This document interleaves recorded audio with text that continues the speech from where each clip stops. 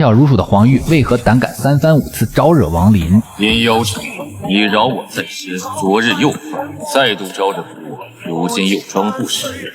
林妖城刺杀王林，他是王林。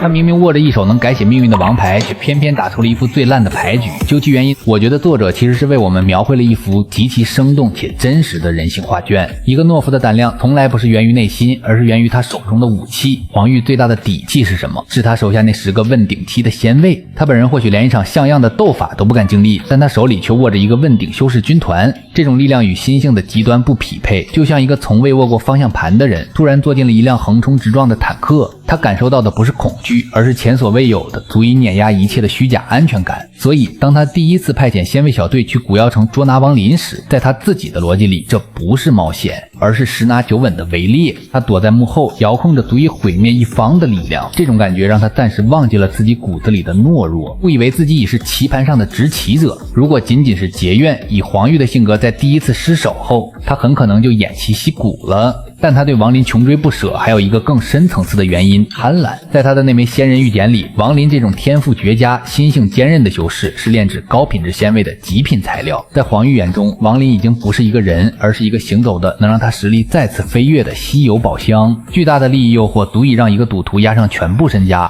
黄玉此刻的心态就是一个赌红了眼的赌徒。他赌王林不可能在短时间内成长到能对抗他整个团队的地步，他赌自己能赢下这场富贵险中求的游戏。可惜他不知道，他面对的是一个将100年光阴压缩于一次闭关的怪物。黄玉最大的悲剧就在于此，他用来决策的是一份严重过期的旧地图。他对王林的认知还停留在100年前的天妖城，那时的王林确实只是个应变修士。他怎么也想不到，这短短数十年，对于王林这种在生死边缘行走的逆修而言，足以发生翻天覆地的变化。这何尝不是对我们所有人的警示？沉迷于过去的经验判断，一个不断进化的对手往往是灾难的开始。最能体现这一点的，莫过于王林反攻到他城堡门前的那一幕。当王林如天神下凡，随手一挥便破开了守护城堡多年的瘴气时，一个真正有智慧的人就该知道大势已去。可黄玉做了什么？他面对王林时说的那些话，每一句都透着心虚。祖父本是仙界之人，仙界破碎后降临此地，点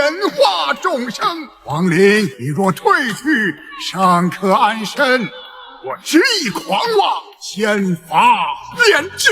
这是一个懦夫在绝境中的最后挣扎，他试图用语言的威吓来掩盖自己内心的恐惧。这不是强者的自信，而是弱者色厉内荏的标准表现。那一刻，我几乎能听到他心脏狂跳的声音，以及幻想依靠名头吓退敌人的那可怜又可悲的侥幸。然而黄玉见吓唬不住王林后，他派出剩下的8个仙卫，甚至摆出了召唤先帝虚影的阵仗。他依然固执地相信自己手中的王牌足以镇压一切。他以为自己面对的是一只闯入巢穴的羔羊，却没看清那是一头前来将巢穴连根拔起的巨龙。而另一边，面对这送上门来的威胁，王林的处理方式冷静得近乎残酷。他没有多余的废话，道化黄泉一开，那不可一世的先帝虚影便直接消散。在王林的人生信条里，从不存在对潜在威胁的仁慈。所以黄玉的覆灭真的只是因为他惹了不该惹的王林吗？在我看来，不全是。他更像一个预言，讲述了一个小人物意外获得了超出自己掌控能力的巨大财富机缘后，是如何一步步被这份财富所吞噬的故事。他的胆小让他无法像枭雄一样驾驭这份力量，他的贪婪又让他无法像智者一样守着宝藏安稳度日。